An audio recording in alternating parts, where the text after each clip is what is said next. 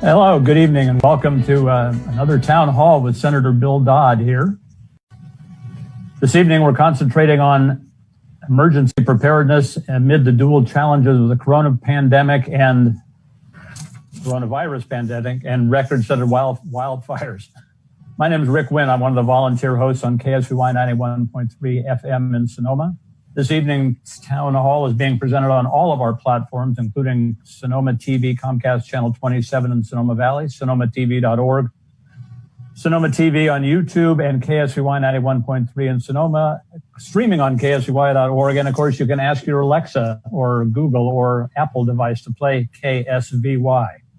Our host, Senator Bill Dodd, represents California's 3rd Senate District, which includes Cotati, Rohnert Park, Petaluma, Sonoma, all of Napa County, as well as parts of Contra Costa, Solano, Yolo, and Sacramento counties. I think I got them all in there. Joining Senator Dodd tonight are Dr. William Walker, Director of Legislative and Governmental Affairs for Contra Costa Health Services, Steve Harrington, Superintendent of Sonoma County Office of Education, Suzanne Dershowitz, Housing Policy Attorney for Legal Aid of Sonoma County, and Tina Curry, Deputy Director of the California Office of Emergency Services.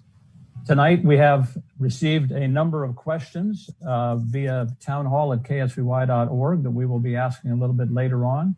And you are invited to pose questions by calling 707-933-9133, and we'll get in as many questions as time allows. We'll begin our town hall with opening remarks from Senator Dodd and his guests, and we'll follow that with questions we've received by email and the questions you pose. So now let's get started and hear from Senator Dodd. Good evening, Senator. Rick, thank you very much. We really appreciate you and KSDY for hosting this, our 4th town hall on KSDY. And, you know, for a guy that has represents 1 million constituents in 6 counties, just want folks to know that this is, while KSVY is our platform, anybody in my constituents in Contra Costa, Yolo County, Sacramento County can pick this up on streaming, or anywhere in the state of California for that matter. So I'd also like, you've heard from that Rick introduced our panelists. This is really an incredible group of panelists from throughout my district.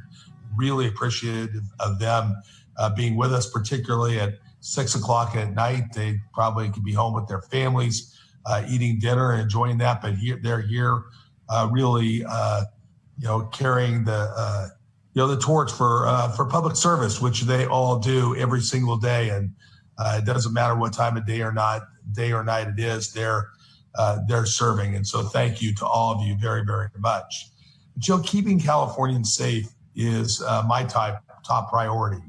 I don't think there's any bigger challenges than the recent wildfires and the coronavirus. Any one of these all by themselves would have been simply, too much to take. But to have both of these happening at the same time is really a tough situation.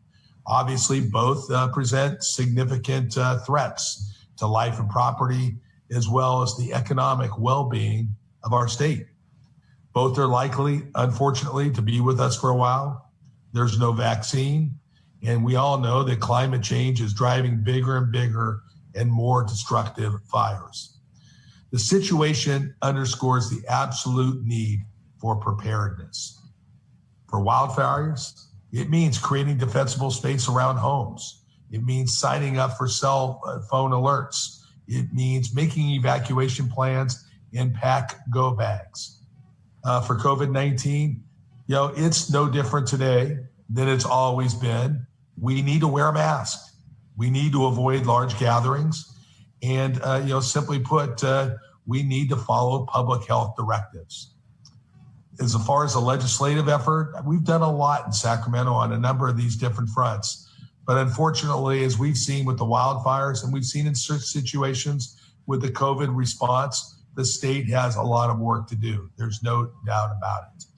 We're a national leader on wildfire safety policy, and we recognize the role of climate change, but also a need to continue to improve our forest management practices. To me, and when I get back to Sacramento, that is going to be job one. That is so incredibly important to improve those forest management practices. I had about 14 bills this year that were passed and signed, not only this year, but over the past few years. A number of them ranging from, when I woke up on October 17, 2017, I never anticipated that so much of my work would be in areas of the pandemic, later on in my career, but then wildfire, electrical utilities, insurance, in just all these areas on wildfire forecasting and threat intelligence centers, which we've been able to do. We've invested $1 billion to purchase PPE to get testing up and running in the state of California. We've got to do more. We've also put another $1 billion over 5 years to create healthier forests and reduce our fuels. But again, we need more. We need more money. We'll be working on that as soon as we get back to the legislature the first of the year. But there's much more work to do to protect our individual communities from both this infection and wildfire. As far as infection goes, we know it's uneven across my entire district. 6 counties, some are red, some are still in purple, and some are maybe threatening with maybe getting to yellow at some point, or I think the next one is orange. But nevertheless, I know that we have questions on each of those. Also, on the wildfire, we know that there's more to do. We've never anticipated a situation where we could possibly have 10,000 lightning strikes creating 700 wildfires in the state of California. Heretofore, when we had like the 2017 our fires, we had everybody come into the North Bay, Sonoma, Napa County, Solano County, wherever it was needed. Now all those resources needed to be divided up all across the state of California. So I think that underscores the need for preparedness. It underscores the need to put more money into reduction of fuels in our forest. But that's why I've convened this panel tonight to talk about, number one, safeguarding our homes and schools and coping with this era of extreme challenges. And I'd like to start off the conversation with Dr. William Walker, who will discuss the public health threat and how we all can protect ourselves. Dr. Walker? Thank you, Senator. As I mentioned, I was a public health officer in Contra Costa from 1983 until 2018, and health director as well from 1995 to 2018. And over those decades, I had to deal with a variety of issues ranging from the Ebola outbreak, the original SARS outbreak, the H1N1 in 2009, multiple refinery fires, the economic downturn in 2009, and various kinds of public disasters. But I think what's different, as the senator pointed out, is everything is happening at once right now.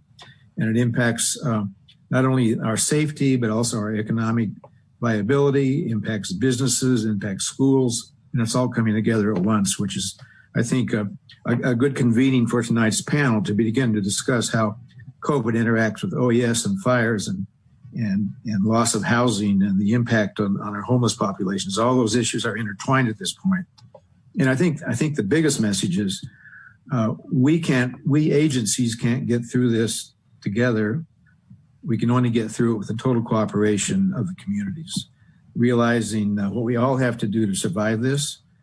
Senators mentioned masking, social distancing, hand washing, the kinds of common sense things which done well would go a long way to getting us out of our current situation. But as you know, there's a lot of public pushback on the issues of masking, for example, and a whole variety of other things that we just continue to need to bang the drum about, that this is should not be a political thing. It should be a life-saving thing for all of us.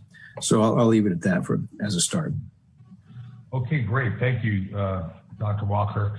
Now we'll turn to our schools expert, Stephen Harrington, who will talk more about the coronavirus. More on the coronavirus and how that is really impacting our public education system. Well, I can tell you the parents are feeling it right now. I have a lot of sympathy and support for the families out there that are trying to do their daily job, as well as provide teaching support for the teachers who are doing online instruction. So on behalf of myself and my sister counties around me, Lisette Estrella Henderson and Barbara Nemko and others, we are all working behind the scenes for our districts. In Sonoma County, there are 40 districts. We are in purple, and we just now are able to process waivers. And for the public, they need to know that we have to follow the California Blueprint for Safer Economy, and that sets the stages for which schools can open. So we will be looking at the levels as they relate to case, and I'm sure the doctor will go over that, but basically, as our case per 100,000, we just dropped below 200 per 100,000. And for Sonoma County, no waiver could have been applied for to operate any school, public, private, or charter. In Napa and Solano, they are in the red and they have a little more flexibility. Not much more, but they have some. And so it's a slow progression to reopen schools. But everyone knows that children are a protected resource, and they have a higher standard of protection than the adult in the society. Schools are built to a higher standard, and the standard for reopening our schools is higher than going into a Safeway or supermarket of your choice. We work with our county health advisors every week. We meet weekly to review the stats by county, and we work with a cooperative agreement. I think the doctor probably is aware that there's a 6-county consortium, which the health officers belong to. So there's a constant consultation. I do know that there's frustration why schools are not opening, and we are working diligently to make sure that happens. There are some prerequisites that have to be in place for a school to open. One is we now have the responsibility of doing contact tracing at a school site should it open. Part of that is because under the California Department of Public Health, they are supposed to provide us support, but there's just no resources there of support to help us. Like it's a people service, and so now we're learning how to train staff to do that at the school site. The other thing that's a requirement is we have to self-check staff every 25% every 2 weeks. Well, testing is a requirement, but getting that resource to the school setting is challenging. So those districts who are in the red are having to set up all those systems ahead of me. They are in the red, so I'm in the purple, and I'm seeing those districts struggle. But all in all, I want you all to know that public schools are essential to the operation of this economy. Without your schools operating, the economy for full recovery cannot happen. Thank you. Steve, thank you much. Just a little anecdote, because I know so many people were concerned about distance learning, and it's uneven across the board. But just a quick, story that my one of my 10 grandchildren actually now goes to school at Browns Valley Public School in Napa. And we had him over here because both of his parents work. And so we're listening. I'm kind of listening to what's going on. And you never know who's listening, teachers that are tuning in tonight to your course instruction. And that teacher, Mr. Morales, was absolutely phenomenal. How he dealt with the kids, how he individualized the coursework, how he kept calm.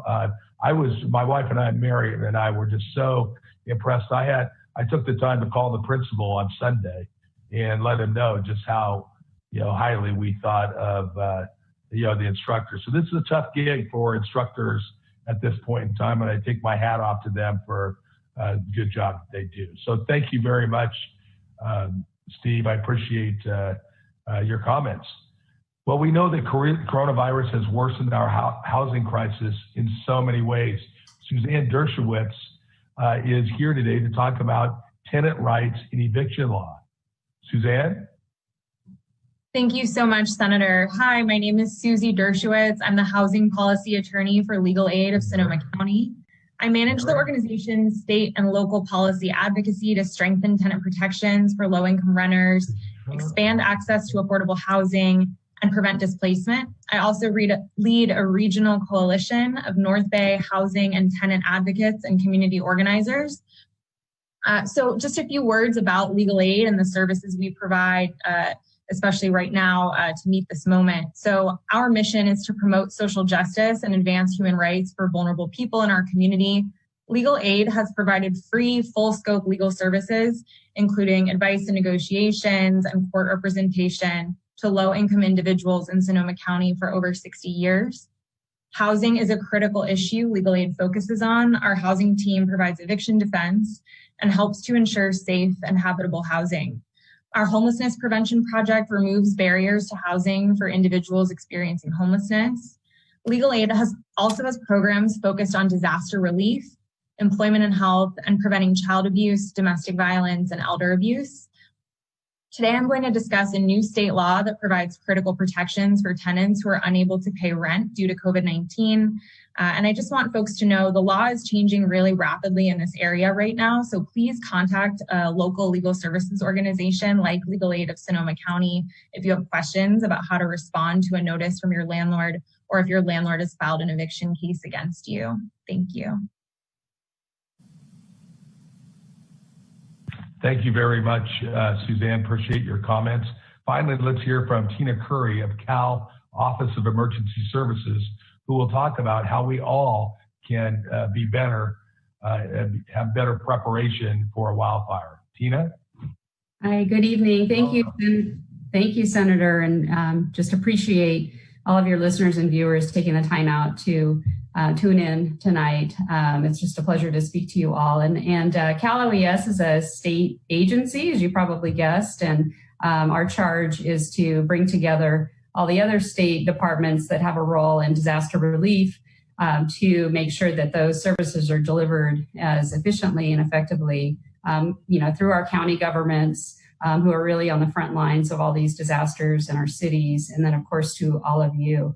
And, California has really been through it in the last several years, as the senator mentioned, looking back just in your district, the 17 fires, of course, and just right on the heels of that, didn't seem that long ago, we were also dealing with the power shutoffs, and then, of course, the Kincaid fire there in Sonoma. And then, a couple months later, we're all kind of coping with the pandemic. And so our office has been that coordination arm for all those different things. For the COVID-19, of course, working primarily with our state public health officers, really bringing that all together, with a focus of supporting our counties and supporting communities with protecting those most vulnerable to COVID, making sure that essential workforce is safe and operating, and certainly making sure that we have the health and medical surge capacity available to manage this emergency. And, things like personal protective equipment,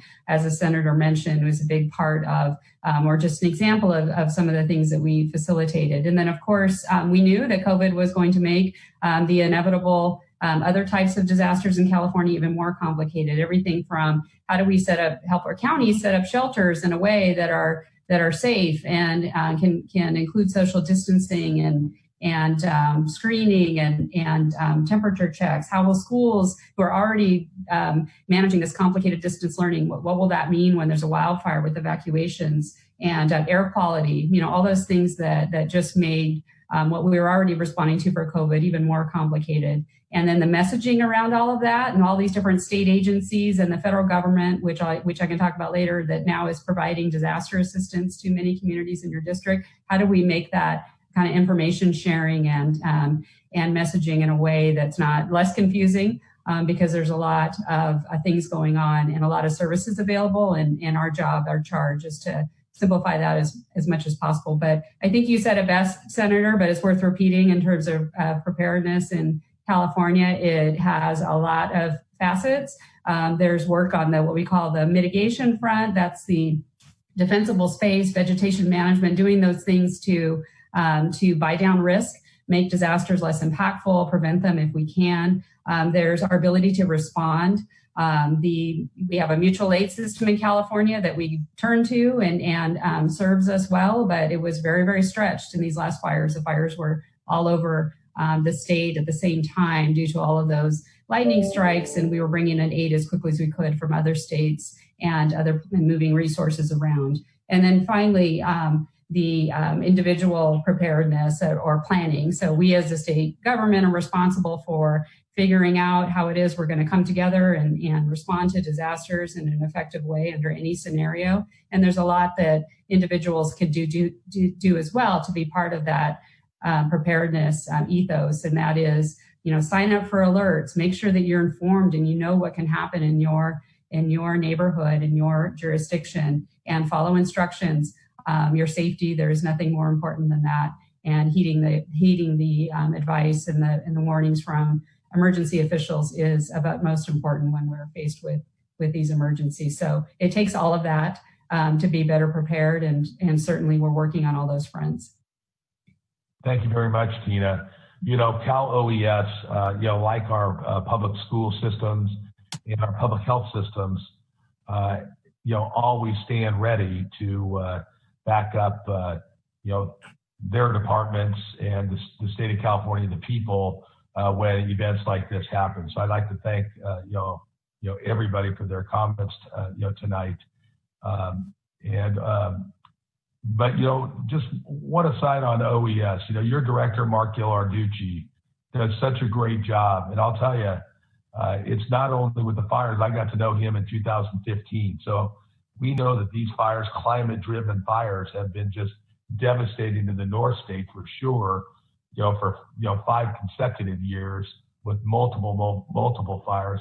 But in addition to that, Cal OES is, has to respond on not only fires, but the pandemic, not only the pandemic, but floods when they happen, wherever they happen, and also earthquakes when they happen, wherever they happen. And most people don't know it, but cybersecurity is also, in your bailiwick. So there's a lot going on, and we certainly, particularly at this time when you are, nobody at OES has had any breaks in quite some time. We appreciate the tough work that Director Gillarducci and the entire team have done for everybody throughout the state.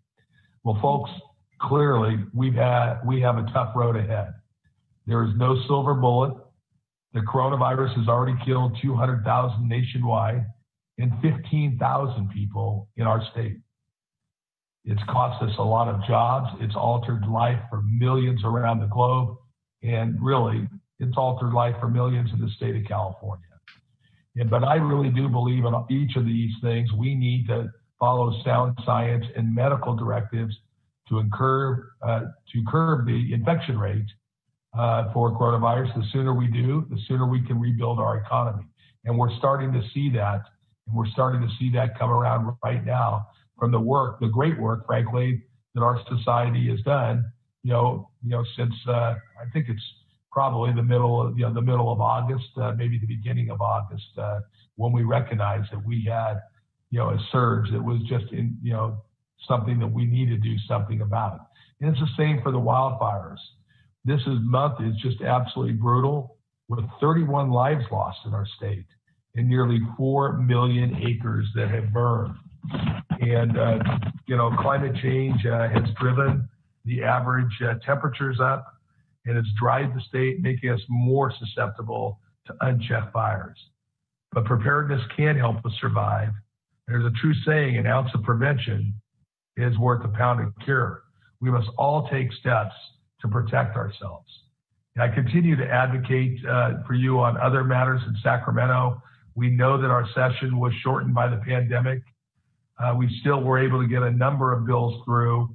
One of the things that I was very proud of this year, just kind of a highlight here, that the governor just signed my bill, SB 1237, which allowed, this kind of a little off topic, but it's health related. It allowed nurse midwives to finally practice independently in the state of California. And this is something that's been tried before, and we were able to get it across the finish line today. Community care transitions, a bill of mine 214, that would allow communities to be able to have their loved ones be able to get out of skilled nursing facilities and have the funding there to transition them into a home where it's less restrictive for our seniors. We had a newspaper exemption for newspapers, carriers exemption, and also writers exemption from AB5. we had an insurance claim streamlining bill that was passed that will really help many, many of these people that have lost everything be able to recoup from the insurance companies everything they deserve without letting the insurance companies, for example, on one thing, when they want to pay out on a claim and a homeowner does not want to rebuild their home, they've been deducting the land costs from the amount that they had already agreed to pay to rebuild the home. So these type of things, a high-low siren is something that's kind of that European siren. From here forward, that siren will only be used in the sake of an emergency. When there's an emergency, never any other time. And when you hear that tone from any law enforcement vehicle, you'll know it's time to get out, because they don't play it when there's an early warning that you might want to get out. It's when you need to get out, you need to get out right now.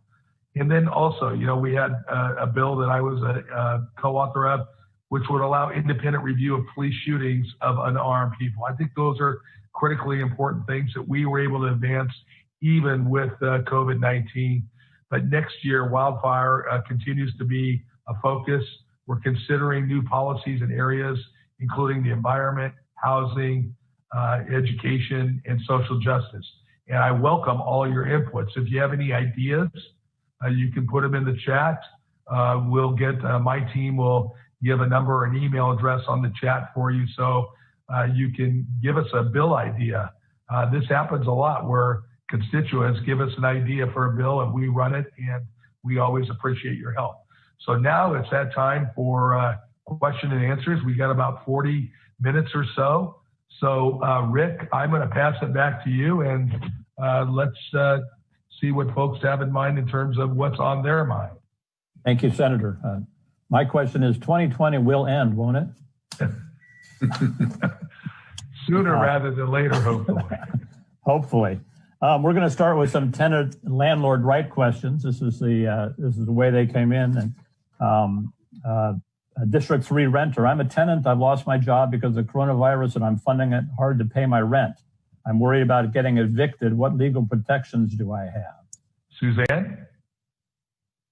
California's new COVID-19 Tenant Relief Act helps tenants who cannot pay rent for COVID-related reasons. This is a really important bill that was just passed. And those reasons include lost income or increased expenses. So losing a job because of coronavirus would certainly qualify. This is a pretty complicated law, but I'm going to try and parse out some of the key protections. Under this law, missing any rent payments between March 1, 2020 and August 31st, 2020 can never be used to evict you if you give your landlord a signed declaration saying that you could not pay your rent for COVID-related reasons.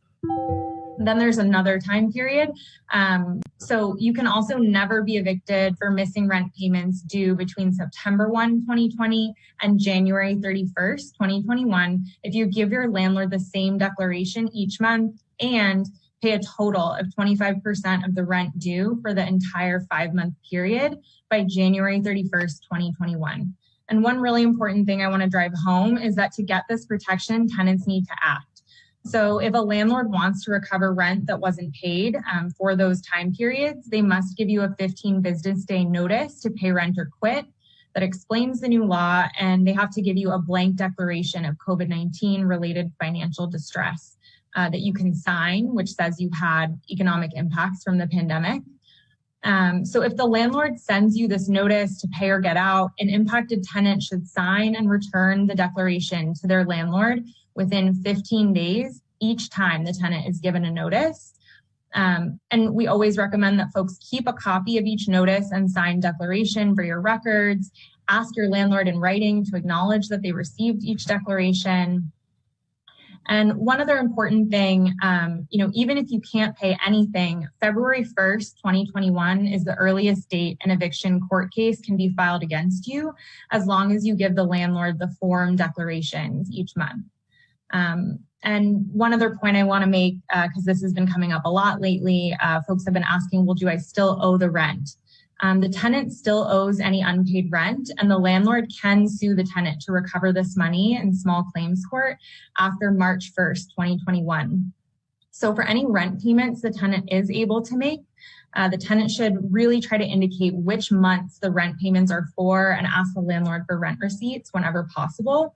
I also just want folks to realize that there may be additional protections under federal and local law. So you should really contact a local legal services organization if you have questions about how to respond to a notice or if your landlord files an eviction case against you. I'm about to provide a bunch of resources to Senator Dodd's office on the new law. So if you have additional questions, please reach out and we can get all those FAQs and flyers to you. And I just wanted folks to have a chance to write down the phone number for our housing hotline right now also at Legal Aid of Sonoma County. So that phone number is 707-843-4432. Well, since it's right there in your thing, I'm going to say thank you, Susie. I appreciate that. Let's go, Rick. We have also, I guess maybe you were quoting state law AB 3088. A tenant or a landlord asked, what notices do I need to serve a tenant for non-payment of rent? And do tenants need to fill out certain forms too? You did mention that. I ask another question here. Where do tenants get these forms? Where do landlords get these forms?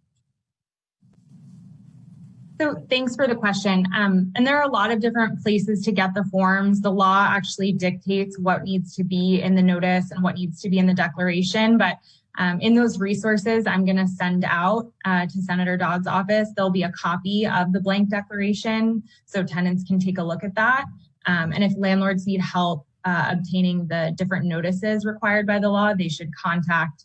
I know Legal Aid provides services to low-income landlords, and really just find a lawyer if you're not sure which notices to provide or where they are. But I'll try and give just a brief overview on the notices a landlord needs to provide. So the first step is a notice from the state of California about the Tenant Relief Act. So that notice, a landlord has to provide that by September 30th to a tenant who, as of September 1, hasn't paid rent that came due between that first period, March 1, 2020 to August 31st, 2020. So a landlord can't serve an eviction notice to pay or get out for any period between March 1 and January 31st before the landlord has provided this notice from the state of California. In addition to that notice regarding a tenant's rights under the new law, the landlord also has to serve the tenant with a 15-day termination notice and an unsigned copy of the declaration. One other thing that's important for landlords to note is that the 15-day termination notice for the first time period from March 1, 2020 to August 31st, 2020 is different than the notice for September 1, 2020 through January 31st, 2021. So if a tenant owes rent for both time periods, the landlord has to serve two separate notices. One other thing to keep in mind is language access. So the landlord has to provide the unsigned copy of the declaration to the tenant in the language in which the rental agreement was negotiated. And as far as what tenants need to do, they have to return the signed declaration to their landlord within 15 business days each time they get a notice. Okay. Vicki, we're going to take calls. Okay, thank you. We have some callers. Jessica on line 1. Okay, thank you. Jessica on line 1. Go ahead, Jessica. How is the state better prepared today to deal with wildfires than in prior years? How is the state better prepared to deal with wildfires than in prior years? Yes. Well, particularly this year, the extra, we budgeted almost $500 million more. That I think Tina's got probably the specifics, but I think on budget alone and then pre-positioning assets and strategy. Tina, why don't you take that? Yeah, definitely, Senator. There was investment in wildfire response assets, including our ability to pre-position. And what that means is it's a funding source so that if we have weather indicators, and technology is another area that certainly has improved and helped us to better predict kind of where these events could potentially occur. And so with that, it allows the pre-staging of fire apparatus and people in places where wildfire might occur because of a weather situation in real time, so that we can respond that much quicker. That, in addition to a number of investments for CAL FIRE, both on the vegetation management side, but also on the personnel and equipment side. We're in the process of getting those online, but certainly we're positioning the state better to be able to contend with what it's been facing, which is these repeated events. But, again, it takes all those different tactics, but we are investing in more resources so that we can, manage these events quickly, prevent as many losses as possible. And certainly every event we learn something from. We do a kind of a post-event review. Every single event, no matter what we know, teaches us something. And certainly there was a lot of work done last year after the 17 fires and 18 fires about in the areas of alert and warning, standardizing, how we approach that across the state. Law enforcement uses the same terminology so that instructions are very, very clear no matter where you are in California. And those improvements will be something that we, again, seek to ascertain from these fires, because certainly we'll learn even more. Call on line 3. We have a call on line 3. Caller? Hello. Hello, you're on the air. Hello, Senator. Thank you for taking my question. Earlier this month, I was totally blown away when I heard the tapes of President Trump readily admitting that he had been fully briefed about the coronavirus. Last January, he learned that it was airborne and deadlier than the common flu. Yet in February, he broadcast to the world that it was just like the flu and would disappear by April. So instead of taking it seriously and setting up a full-scale plan to combat the virus, he totally dismissed it and encouraged folks to just keep doing what they had been doing all along. Senator, how do you think Trump supporters can disregard his continuous lies about something that is devastating the economy and will kill over 250,000 people this year? What are they thinking? Thank you, caller.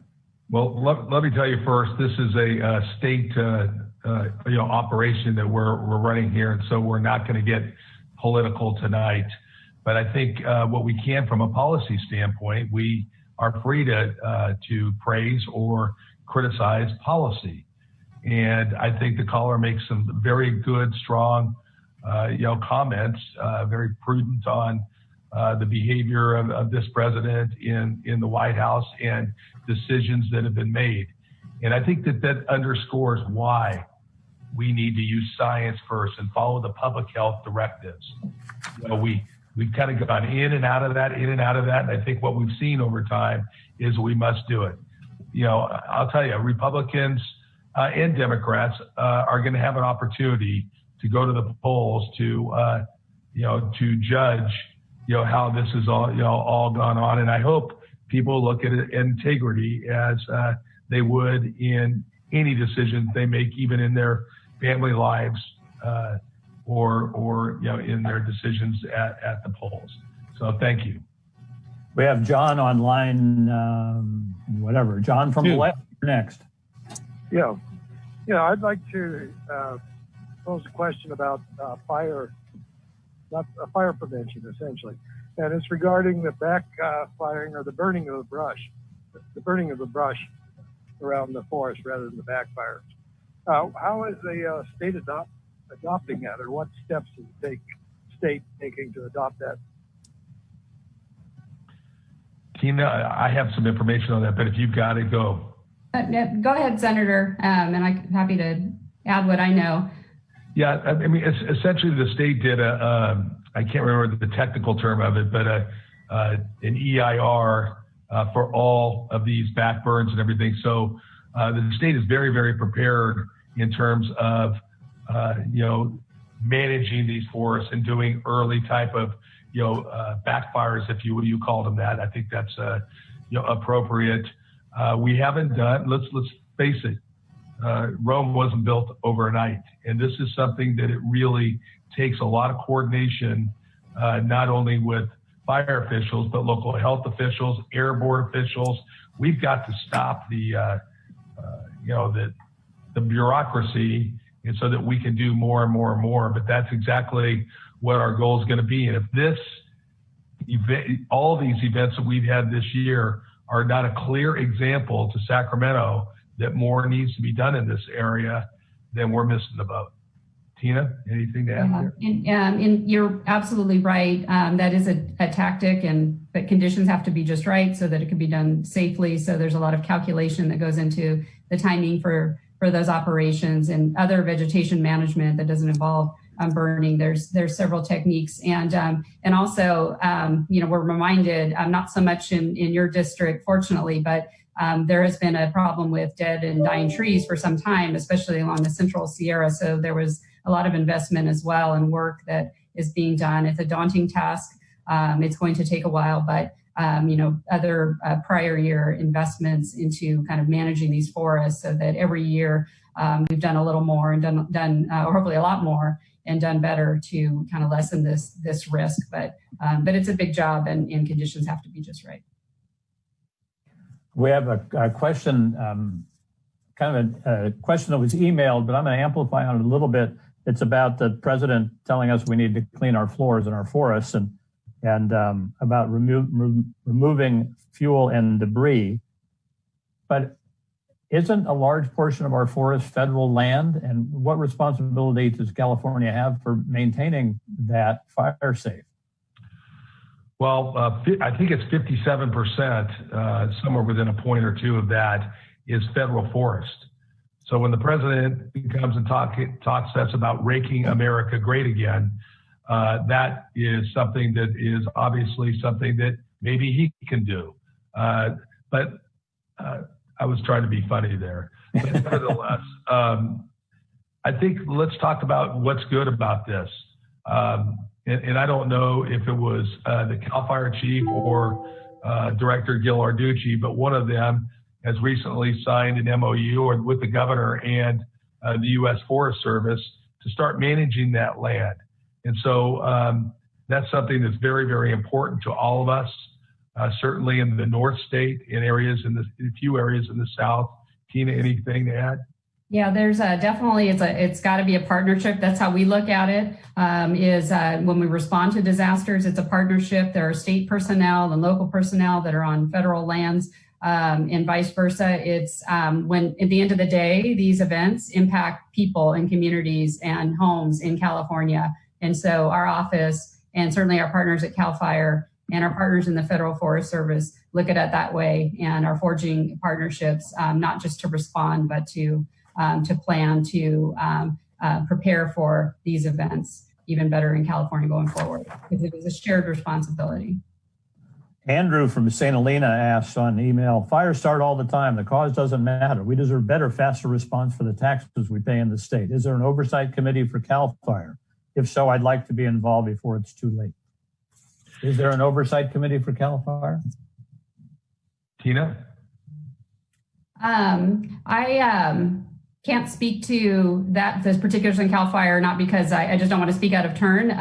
It's like kind of a stretch of my technical knowledge of theirs. But what I can say is that we do an after review of every single disaster event in California. We reflect back and figure out what went well, but also what can we do better. We do have an awesome mutual aid system here in California. I don't think there's anything like it in the world. Every single local government has signed on to that, and it's reciprocal. And so there's an understanding that communities in California help one another out.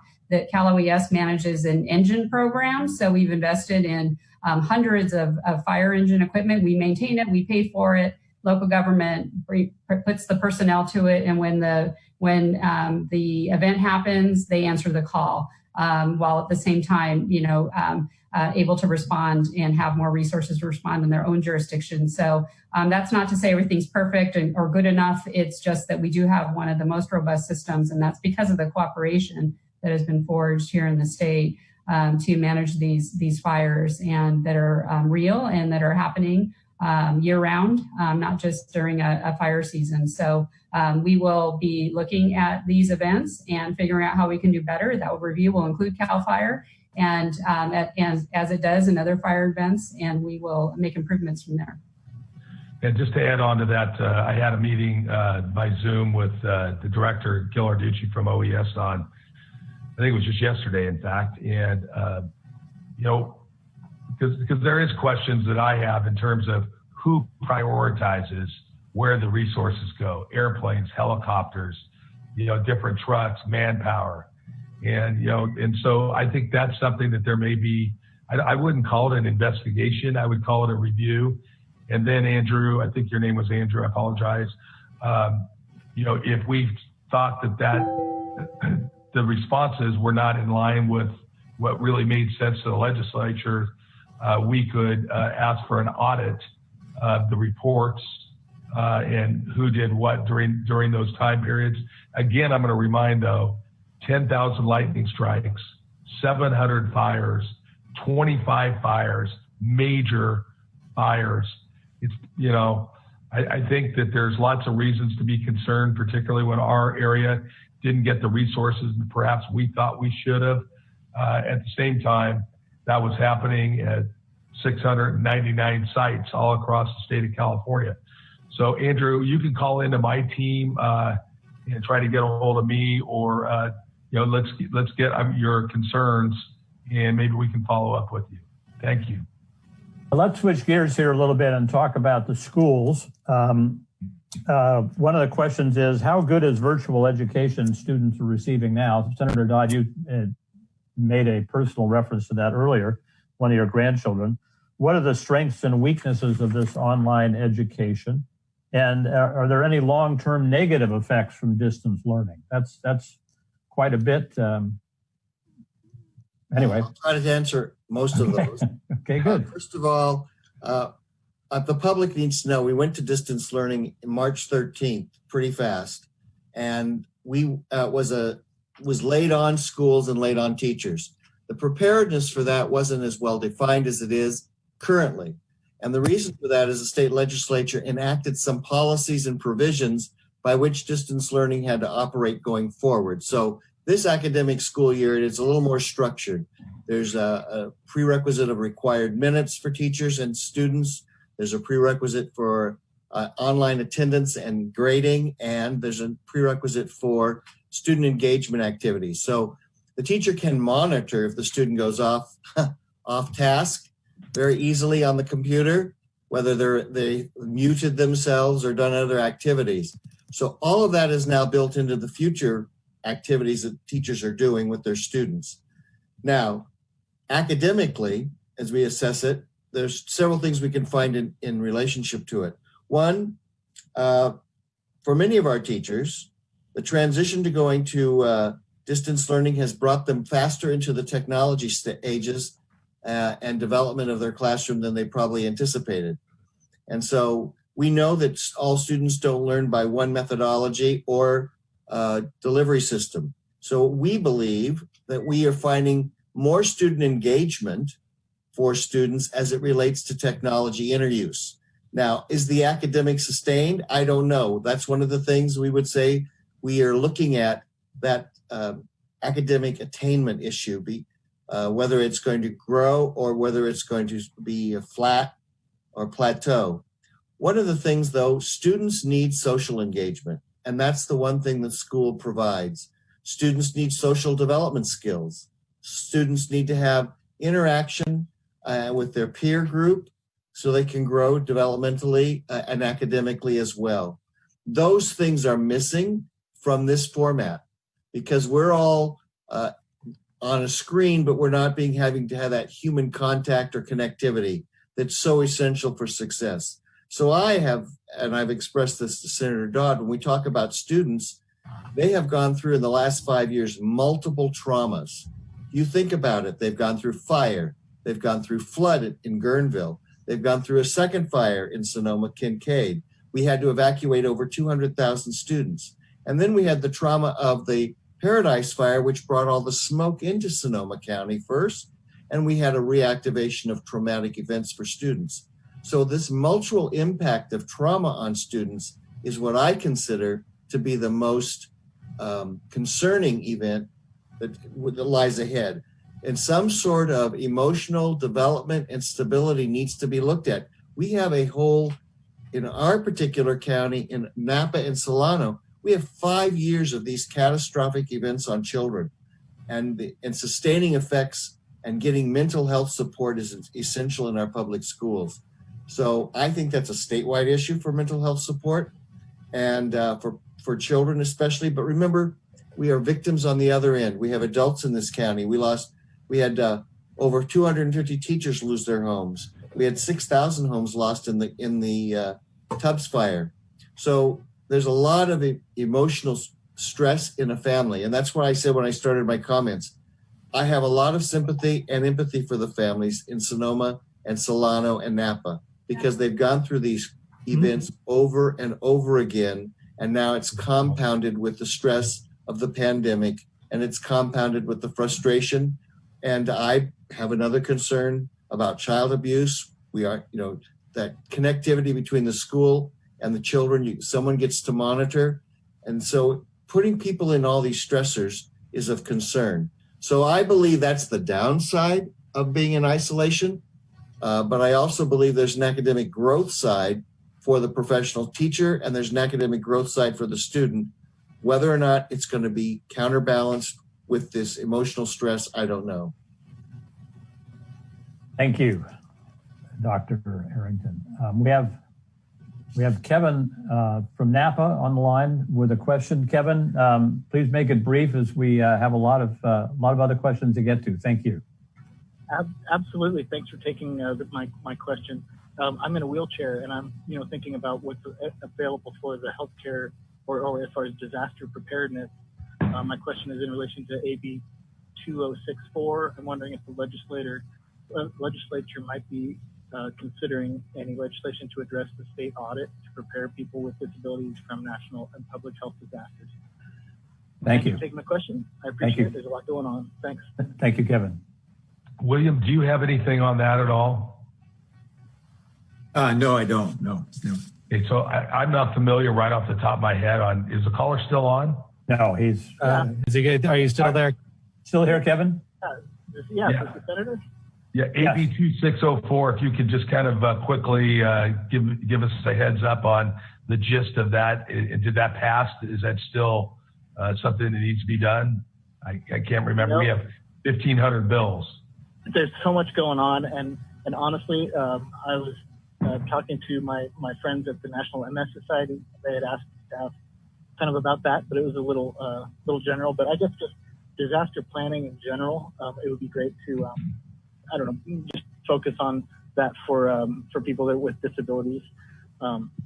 Yes. I know there's a lot going on, but yeah. That's kind of I really appreciate the call, Kevin, because I have had a couple of bills already on the PSPS events, and making sure that people with functional needs, access needs, and people with disabilities get the help that they need and the notice they need. And I believe we've already done that in legislation, and maybe that's the bill you're referring to.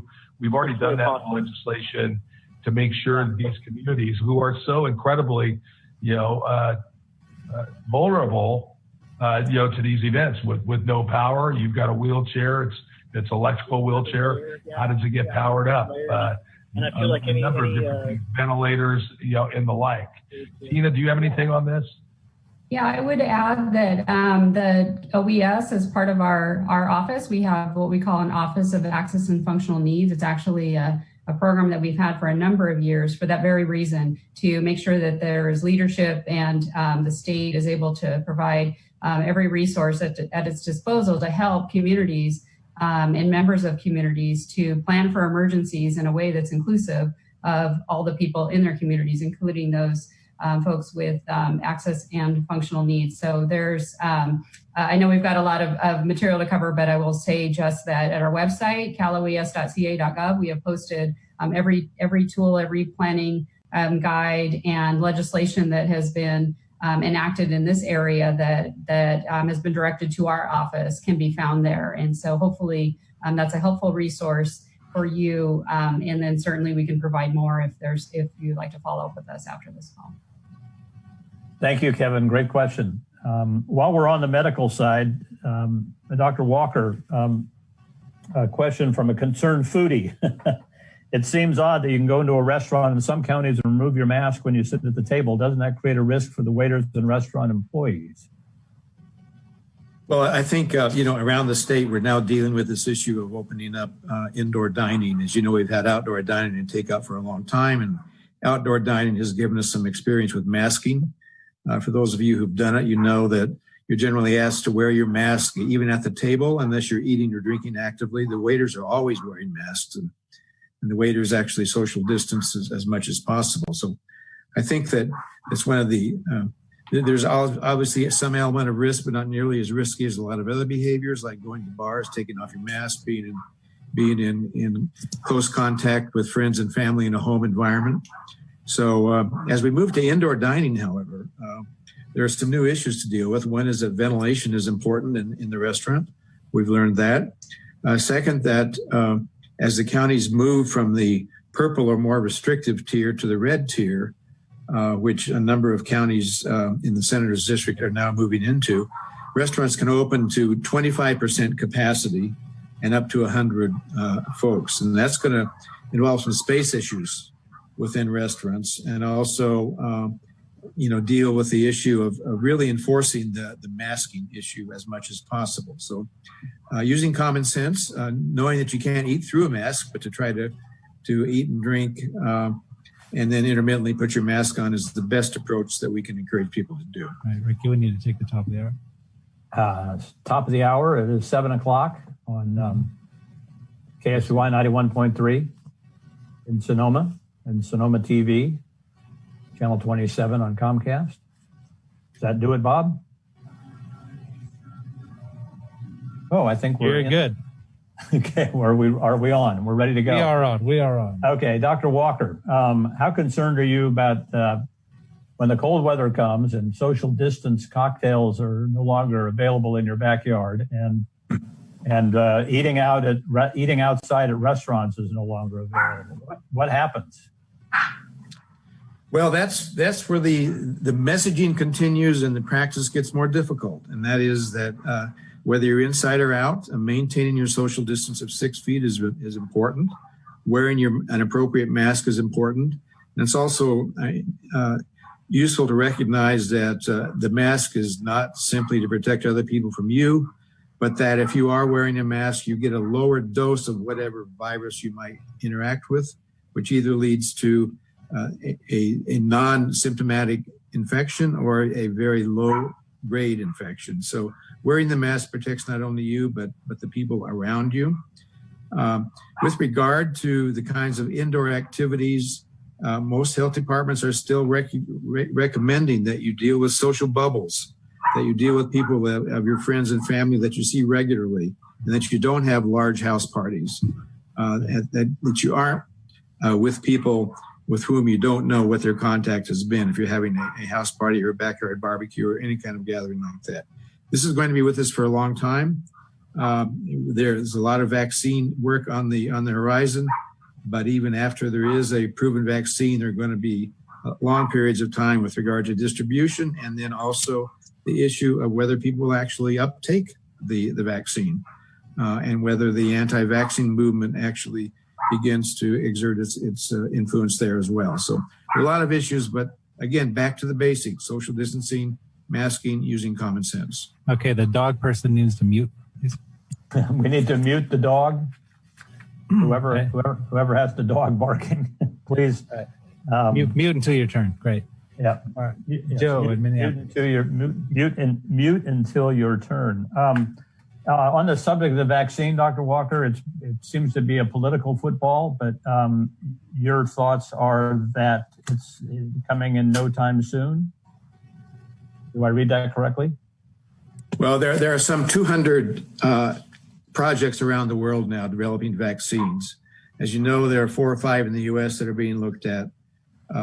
There are some phase 3 trials now where efficacy is being determined, but efficacy then has to be tested to find out actually how much real disease prevention there will be. The government has stated that they would approve a vaccine that was basically up to 50% effective. 50% effective is not going to do the trick, but it would get us out of the starting blocks. That said, there's the issue of, as I said, of developing the vaccine and then getting it out. The state and local health departments right now are in conversation, the most recent one this afternoon, about how to develop the systems in place in the state of California to take whatever federal allocations there are from the vaccine and get it distributed at the local level. First priorities are obviously going to be those healthcare workers and first responders who are most in contact with folks with COVID. And then beyond that, the second phase of broader distribution. So there's a lot of basic gut work going on right now of how we would do the project once we have the vaccine in place. That said, we're going to have to follow the science and not the politics of the vaccine. Mm-hmm. It has to be a scientific decision that the vaccine is safe and that the efficacy is appropriate for distribution, and that we can do it governed by the usual principles by which we test and distribute vaccines. So my hope is that the politics continue to stay out of the issue of when a vaccine is available. We have a caller on line 3. Mary has a question about church reopening. You're on, Mary. Hi, I was wondering, because of the COVID, when will the churches reopen? Does anybody have a thought on that, Dr. Yes, Walker? in the red tier, that's the one below the purple that many counties are moving into now. There is a possibility of moving into indoor worship services up to 25% capacity. So that's in the picture now. We could get there in a number of counties rather soon. Thank you. We just have a couple of more minutes. There's a question that came in on the email, Senator Dodd. It took me 2 months to get payment from EDD, unemployment benefits. Some people I know never got anything and gave up. We pay into this program and expect to get our money back. How is the state fixing this mess? Signed, Unemployed. You have to unmute. Senator Dodd, unmute. You think I'd have that down by now? Well, seriously, I apologize to the caller and anybody that it took so long to get their money that they rightfully deserve. And then also we know that there are literally hundreds of thousands of people that still yet have not gotten, the unemployment benefits. I signed on to a legislative letter, asking for an audit of the department. I think this is, first of all, not an excuse, but the reality is the system was never designed to have this many people on unemployment all at one time. But that said, we've had 6 months. And, unfortunately, here we live in the great state of California where technology is king. And the state, frankly, has not done well at all on technology, on software, on hardware. And that's a misstep. The governor, to his credit, has taken responsibility, stepped up. And I believe that they are focusing on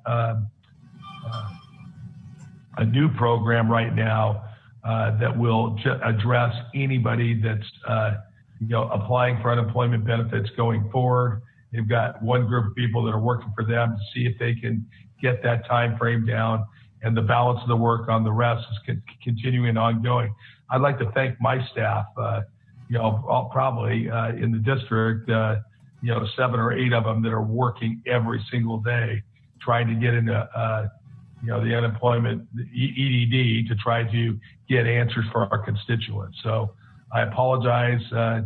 We've got to do better. And now we're seeing all the time about fraud in this area. And that's another great concern that we all have. Senator Dodd and guests, it's come to that time to wrap it up. We've covered our questions. We've had terrific presentations. And Senator Dodd, would you like to have the last word? I really would. And I want to thank you again, Rick, and KSDY for the platform for this town hall. It has worked very, very well. You've been absolutely amazing. And to all of my presenters tonight that took time out of their busy schedules, Tina, Steve, William, Suzanne, you guys all stepped up. I appreciate your efforts very much, and I appreciate what you do in your day jobs to turn into night jobs and turn into weekend jobs every single day. That you all do an outstanding job. And then finally, to my team, you you have limited success unless you have great people around you. And I'm so fortunate to have 16, 17 individuals that work with me every single day to make my job easier, but also to do a good job for the constituents of District 3. Finally, one more finally, all the constituents, everybody that tuned in tonight on this platform, thank you very much. Thanks for participating. Thanks for your questions. If you didn't get what you needed out of this, you can Google, Senator Bill Dodd. You can get on our site and respond with a question, call up the phone number, and we'll get the answers to your questions. So thank you, everybody, for making this event a success. Thank you, Senator Dodd. And on behalf of KSVY 91.3 and Sonoma TV, it's been our pleasure. Good night, and we'll see you next time.